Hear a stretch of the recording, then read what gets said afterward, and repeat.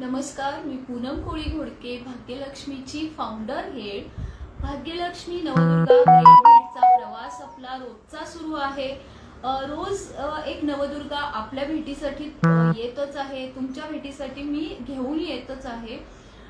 एकच minute, mobile silent करते so message वाचतील.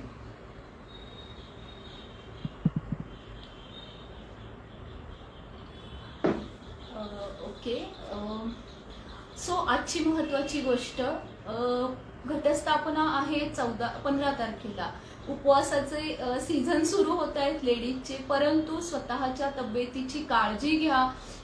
माझ्या मते तर मी खूप आध्यात्मिक आहे ॲक्च्युली, खूप देवाधर्माची म्हटलं तरी पण चालेल, परंतु देव असं कधीही म्हणणार नाही की तुम्ही उपाशी राहा. तुमच्या शरीराला जे शरीर, जी सृष्टी देवानेच बनवलेली आहे त्याला कोणताही त्रास होईल असं करावं असं खरोखर देवाला कधीही वाटणार नाही. त्यामुळे नक्की हा विषय विचार करा.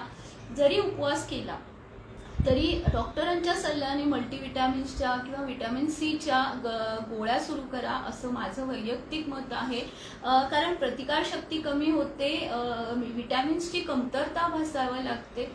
साबुदाणा वगैरे जो पदार्थ आहे त्याच्याबद्दल थोडंसं यूट्यूबला सर्च करा आणि मग त्याचा निर्णय घ्या की तो उपवासाच्या दरम्यान खायचा की न खायचा.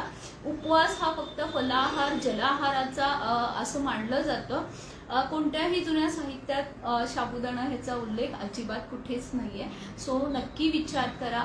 परंतु देव नेहमी म्हणेल की तुम्ही मी निर्माण केलेल्या माणसाला मदत करा, ही माझी खरी भक्ती आहे. स्वतः उपाशी न राहता, हे माझं वैयक्तिक मत आहे. ह्याच्यावर कोणताही इश्यू नको. असो नक्की विचार करा. 9 दिवस नवरात्रीचे दिवस आहेत. रोज एखादा संकल्प करा, रोज एखाद्याला मदत करा, रोज एखादं काहीतरी नवीन करा, जेणेकरून समाजात काहीतरी खूप चांगलं घडू शकेल असं उपवास करण्याऐवजी. ओके. सो धन्यवाद तुम्ही सगळ्या जॉईन झाल्याबद्दल.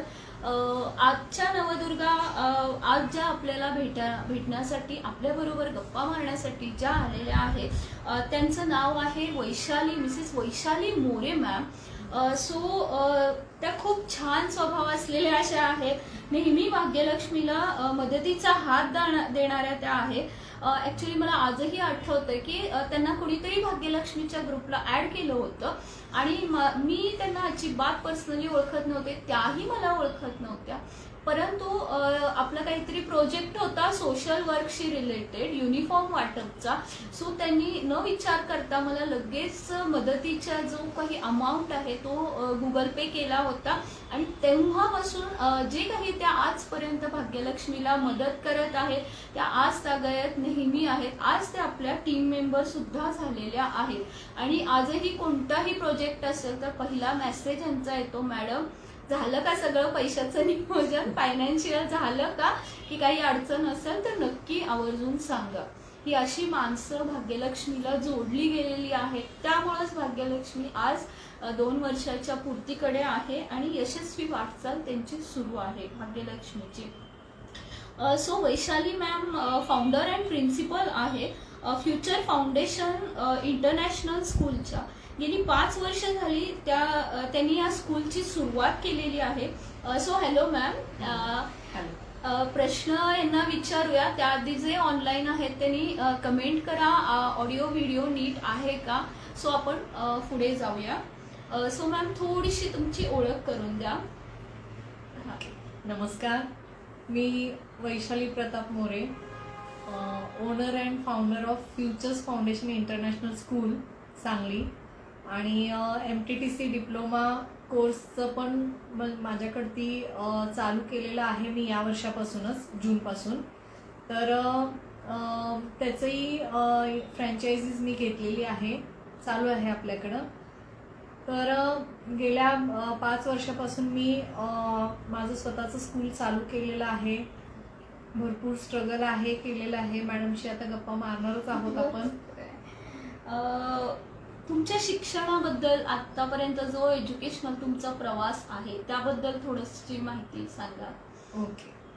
मी आज ॲक्च्युली कॉल एकानंतर एक यायला लागले, त्यामुळं थोडंसं लाईव्हला प्रॉब्लेम व्हायला लागलाय. सगळ्यांना रिक्वेस्ट करेन ज्या लाईव्ह बघतात त्यांना प्लीज थोड्या वेळेसाठी कॉल करू नका. सो आपण कंटिन्यू करूया. ओके.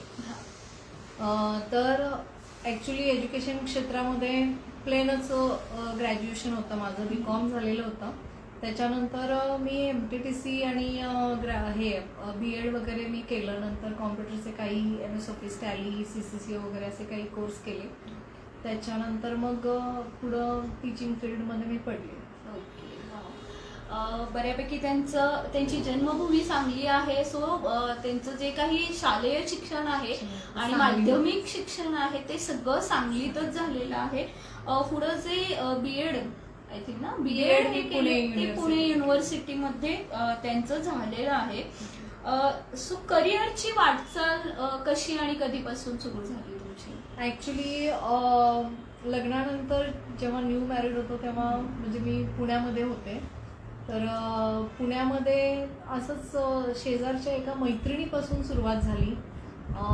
तिनं सहजच बोलता बोलता म्हटली की वैशाली असं असं आहे संधी आपल्या स्कूलमध्ये टीचिंगसाठी, बघ म्हणजे तू इंटरेस्टेड असशील तर मला सांग. तर मी घरच्यांना विचारून करून घरच्यांनी मला कुणी आडेवेडे घेतले नाहीत, काय नाहीत, सपोर्टच केला. म्हणजे आजपर्यंत घरच्यांचा सपोर्ट आहेच मला, फॅमिली सपोर्ट. तर तिथून पुढं मग सुरुवात झाली. इंटरव्ह्यूला गेले आणि मग प्लेन ग्रॅज्युएशन होतं. MTTCचा डिप्लोमा वगैरे काही नव्हतं त्यावेळेला.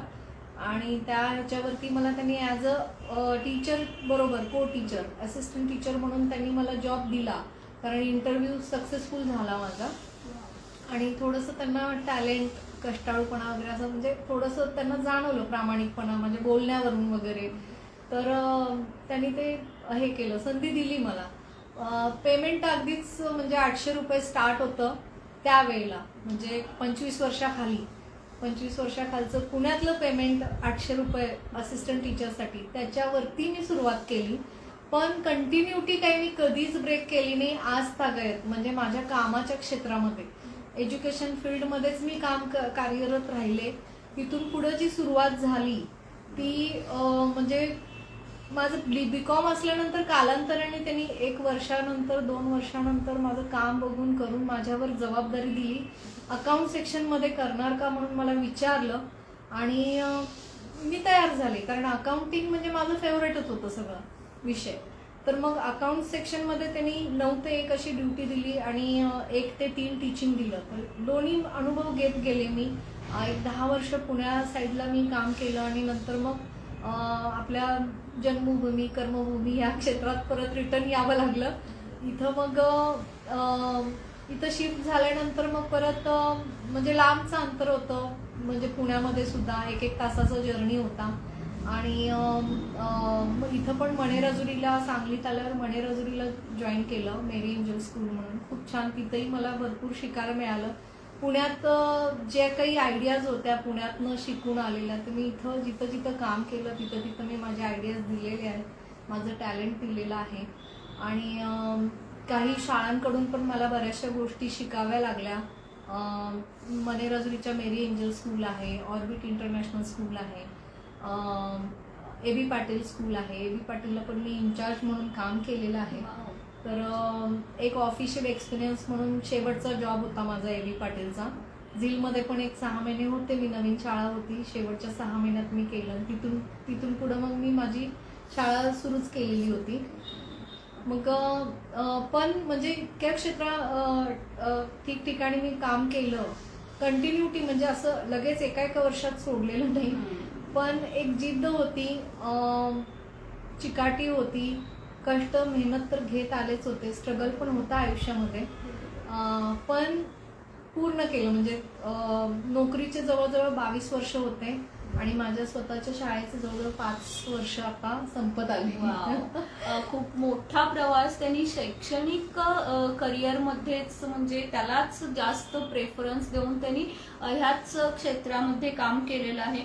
बऱ्याच शाळांमध्ये त्यांनी जॉब केलेला आहे पहिला, आणि त्यातून शिकत गेलेले आहे, त्यातून नॉलेज मिळवत त्यांनी प्रगती केलेली आहे आणि पुढे आपली स्वतःची एक स्कूल त्यांनी सुरू केलेली आहे. सो स्कूल सुरू करणं इतका धाडसी निर्णय तुम्ही कसा काय घेतला? ऍक्च्युली हे माझं फार टीचिंग फील्ड जे आहे ते माझं अगदी बालपणापासूनचं स्वप्न म्हणजे ते आहे. म्हणजे इवन मी जेव्हा लहान होते माझ्या टीचरची मी हे करणार, नक्कल करणार. घरामध्ये आलं की एक भिंत घेणार, टीचर खेळणार. म्हणजे टीचर जसं करते मुलांना पट्टीनं एक कीप क्वाईट डोंट टॉक असे सगळे म्हणजे ऍक्शन म्हणजे बोर्डवर लिहिणं, तर ते भिंत वापरायचे मी लहानपणी. ह्या सगळ्या गोष्टी म्हणजे माझ्या जणू काही माझ्या ह्याच्यामध्ये स्वतःमध्ये मुरवल्या होत्या मी. पण ते बाहेर पडत होतं ते माझ्या ह्या क्षेत्रामध्ये. म्हणजे माझं ऍक्च्युली कॉमर्स साइड होतं, म्हणजे ह्या क्षेत्राशी माझा संबंध येत नव्हता. बँक ह्या क्षेत्राशी माझा संबंध येत होता, पण मला त्याच्यात इंटरेस्ट नव्हता. काही कारणास्तव मला ही साईड घ्यावी लागली, पण मला टीचिंग फील्डमध्ये लहानपणापासून इंटरेस्ट होता.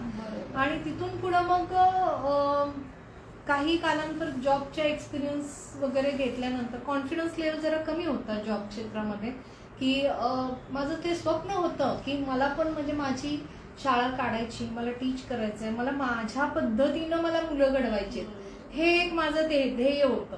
जेणेकरून आता काही ठिकाणी मुलांच्या म्हणजे गरीब मुलं असतात त्यांना सगळ्याच फॅसिलिटी म्हणजे मोठ्या शाळांमध्ये मिळतात, छोट्या शाळांमध्ये मिळत नाही. तर माझं ते एक इंटेन्शन होतं म्हणजे की फीज आपण कमी ठेवली तर अगदी म्हणजे गरीब मुलांना सुद्धा ही संधी भेटेल. कमीत कमी फीज मध्ये सगळ्या फॅसिलिटीज एका छताखाली, karate, skating, dance, Kathak, basketball, archery, सगळ्या ऍक्टिव्हिटीज. माझी मुलं लहान आहेत, माझ्या स्कूलची लहान आहेत, पण मला मुळापासून काम करायचंय. मुळापासून ते कराटे म्हणजे अगदी 3-4 वर्षाच्या असलेल्या मुलांपासून मला ते कराटे, त्यांना ते स्केटिंग वगैरे ह्या सगळ्या गोष्टींनी मजबूत करायचंय मुळापासून.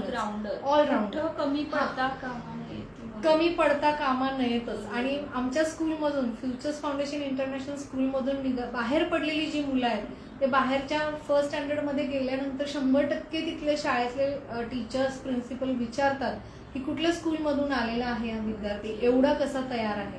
पण माझं एक स्वप्न होतं की मला माझ्या पद्धतीने मुलं घडवायची होती. जॉब लेवलला थोडीशी बंधनं येतात, हे नका करू, ते नका करू, जरी आपण आयडियाज दिल्या तरी पण मग मला एक्सेप्ट करतातच आहे असं नाही.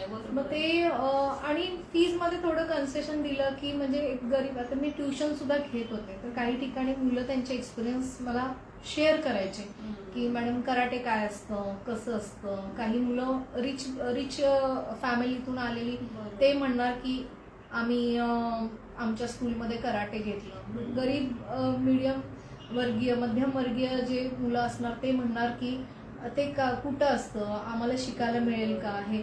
तर ह्या मला मग ते मी विचार काय केला की आपण जर ह्या पद्धतीनं चालू केलं, जरा फीज कमी ठेवून आपण ह्या फॅसिलिटीज दिल्या की जेणेकरून मुलांना सर्वांगीण विकास घडवून आणता येईल. आणि अभ्यासामध्ये तर आहेच आहे, आयसीएससी पॅटर्नच आम्ही राबवतो. आयसीएससी लेवलच आपलं इंटरनॅशनल स्कूल आहे, तर त्या ह्याच्यामध्ये आम्ही मुलं घडवतो आणि मुळापासून घडवतो की जिथं मुलं कमी पडतायत त्या गोष्टीवर आम्ही पर्सनल अटेन्शन देऊन कंपल्सरी त्याच्यावरती काम करून त्या मुलाला येत का नाही त्याच्यावरती काम करू, त्याला आलंच पाहिजे ह्या गोष्टीवर आम्ही काम करतो. ह्या गोष्टी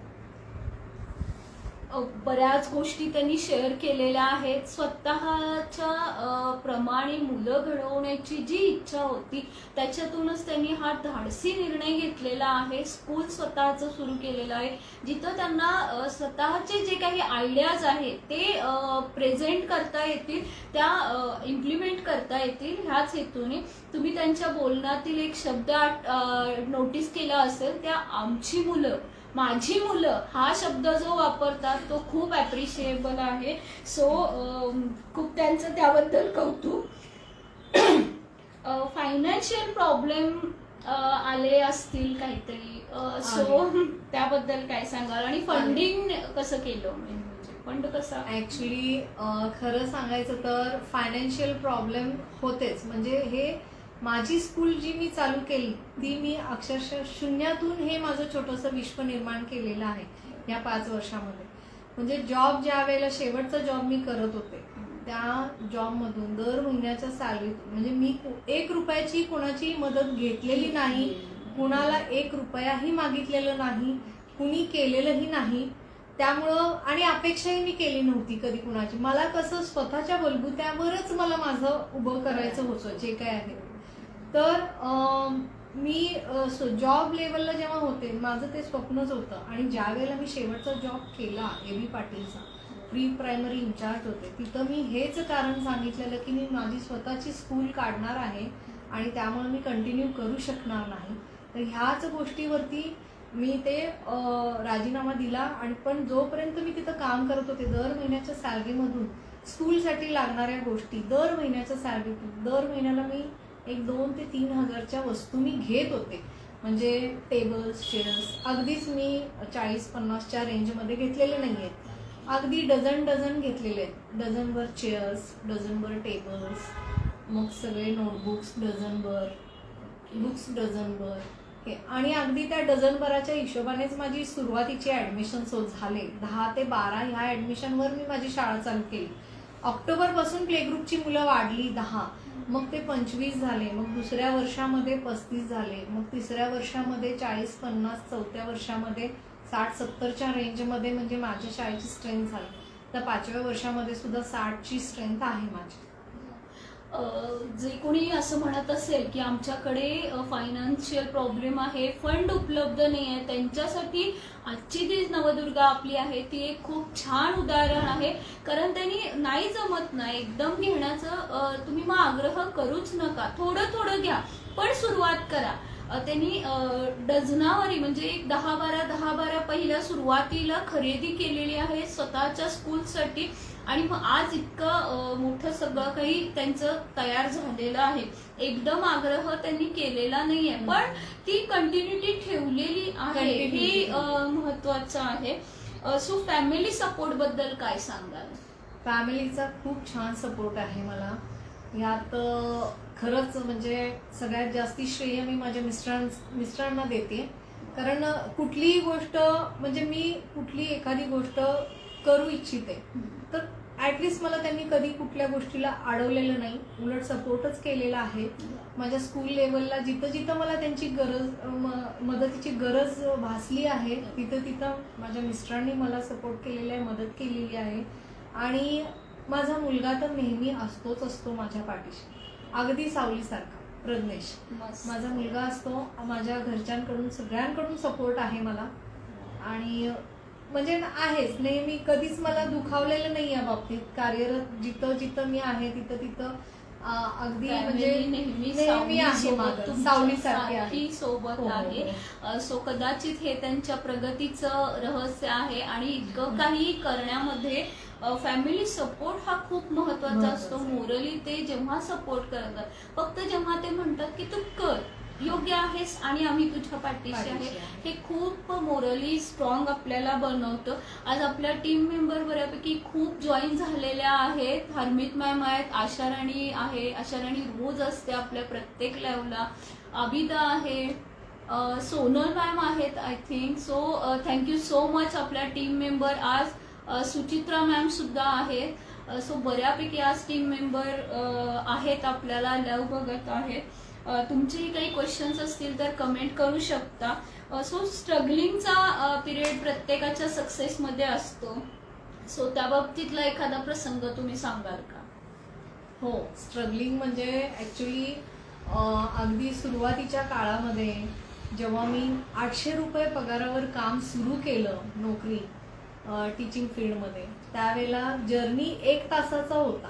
पुण्यामधला जर्नी, तिथून वडाप करणं किंवा जे काही बस करणं, म्हणजे जाणं येणं 1-1 तासाचं तिकीट आणि त्या 800 रुपयाच्या मानानं तिथून सुरुवात. म्हणजे पगार कमीच होता, पण तिथून पुढे जरी वाढीव झाला तरी फार काही वाढलेला नव्हता लगेच.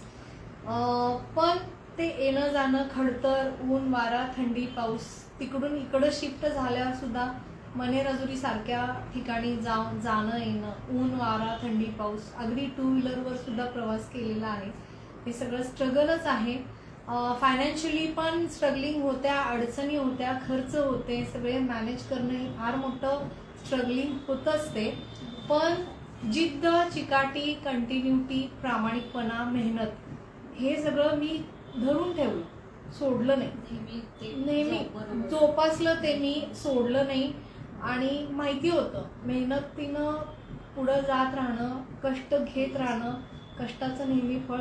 कर्म चांगली ठेवली आणि माणसंही मिळवली. माझं ते आयुष्याचं तत्वच झालेलं आहे की आधी माणसं मिळवली की पैसा आपोआप पुढं मिळत जातो. माणसं मिळवणं गरजेचं आहे. ओके, आज त्यांनी एक छानपैकी सक्सेसचा मंत्र दिलेला आहे सगळ्या बिझनेस वुमेन्सला. माणसं मिळवा, पैसा आपोआप पुढे मिळत जातो आपल्याला. भाग्यलक्ष्मीची कन्सेप्ट पण बऱ्यापैकी ह्यालाच मिळती जुळती आहे. पुढच्या प्रश्नाकडे आपण वळूया.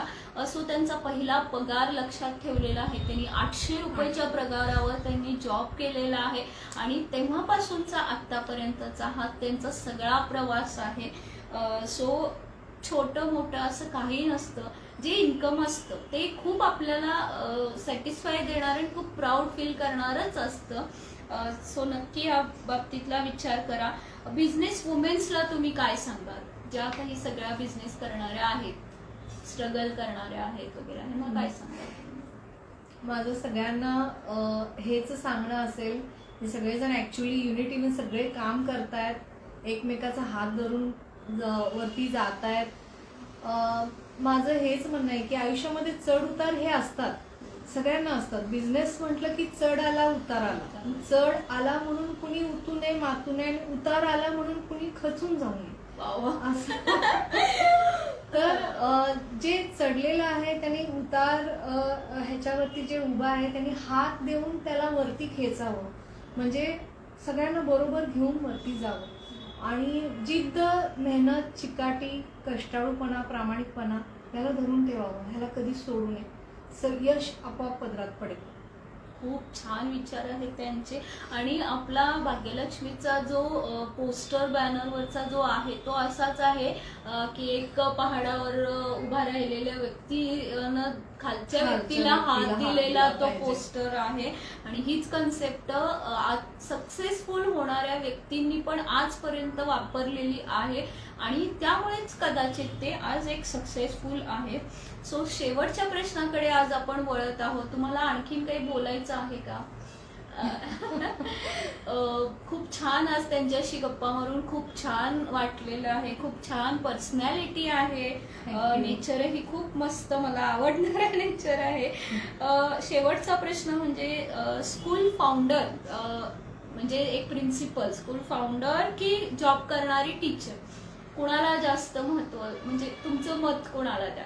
ऍक्च्युली माझ्या मते जॉब, नोकरी ही नोकरीच असते, म्हणजे इतरांच्या आज्ञेनुसार काम करणं. आणि फाउंडर म्हणजे हे आपल्या आज्ञेनुसार आपण स्वतः काम करणं आणि करून घेणं. ऍक्च्युली फाउंडरला माझ्या मते जास्ती मी हे करेन, पण फाउंडर होण्यासाठी नोकरीतूनच पुढे जावं लागलेलं आहे, त्यातून शिकतच इथंपर्यंत यावं लागलेलं आहे. त्यामुळं मी नोकरीला कमी लेखणार नाही, कारण पहिली पायरी ही नोकरीच होती. म्हणजे इव्हन लगेच सुरुवातीला आपण कुठेही बिझनेससाठी फंड देऊ शकत नाही, नोकरीच्या पैशातूनच फंड वगैरे जमा होतो. पण नोकरीला मी कमी लेखणार नाही. ज्याच्या त्याच्या ह्याच्याप्रमाणे मी प्राधान्य फाउंडरलाच देईन, कारण तिथं आपण जसं कष्ट मेहनत घेऊ त्याप्रमाणे आपल्याला मोबदलाही मिळतो. नुकसान होतं कधी कधी, स्कोप आहे आपल्या इच्छेप्रमाणे आपल्याला हवं तसं अगदी आपण घडवू शकतो. म्हणजे त्या स्कोप सगळी राबवू शकतो त्याच्यामध्ये. त्यामुळे फाउंडरला मी जास्ती हे करेन, प्राधान्य देईन. पण आणि वाटचाल जॉब पासूनच सुरुवात झाली. झालेली तिथं आहे. जे काही मिळवलेलं आहे अनुभव जे काही महत्त्वाचा. हा ते त्याचा वापर त्यांनी त्याचा उपयोग त्यांनी इथे त्यांना 100% झालेला आहे. सो आजच्या नवदुर्गेला आपण भेटलेलो आहोत, खूप छान गप्पा मारलेल्या आहेत आणि बरंच काही त्यांच्याबद्दल जाणून घेता आलं आपल्याला. So thank you so much Vaishali मला मॅम. तुमच्या हा तुम्हाला बोलायचं आहे? बोलायचं. हो हो बोला. मला ऍक्च्युली बोलायचं हे आहे की मी आजपर्यंत माझ्या विश्वातून फारशी काही बाहेर नव्हते, पण आज पूनम मॅडममुळं मी या विश्वाशी थोडीशी कनेक्टेड आहे. मला खरंच म्हणजे मी पूनम मॅडमची खूप खूप आभारी आहे. ते आमची फारशी ओळख नव्हती, काय नव्हती, एका प्रोजेक्टमुळे आम्ही एकत्र आलो, पण बाहेर जी मी पडलेली आहे, एक्झिबिशन्स पूनम मॅडमचे असतात, बोलणं चालणं असतं, त्यांचा स्वभाव मेन म्हणजे, तर ह्या त्यांच्या स्वभावाला मी ॲक्च्युली माझं वंदन आहे. त्यांच्या ह्या स्वभावामुळं त्यांनी इतक्या सगळ्या लेडीज एकत्र बांधून ठेवलेल्या आहेत आणि ते फार मोठा टास्क आहे. हा टास्क सहजासहजी कोणाला जमत नाही आणि मी ॲप्रिशिएट करते त्यांचं खूप खूप आभारी आहे मी की मला तुमच्या ह्या भाग्यलक्ष्मी टीममध्ये सामील करून घेतला आणि प्रोत्साहन दिलंय, बऱ्यापैकी सपोर्ट केलेला आहे. इतकं म्हणजे मी नव्हतेच बाहेरच्या विश्वामध्ये. Thank you so much Poonam madam. Okay, बरंच त्यांनी कौतुक केलेलं आहे माझं. So thank you. हे बऱ्यापैकी भाग्यलक्ष्मीच्या नावामुळं हे सगळं मिळालेलं आहे मला आणि अशा बऱ्याच जणींच्या कॉन्टॅक्टमध्ये मी ह्याच्या थ्रूच आलेली आहे. ह्याबद्दल खूप प्राऊड फील वाटतं मला सुद्धा. सो थँक्यू सो मच सगळ्या जॉईन झालेल्या.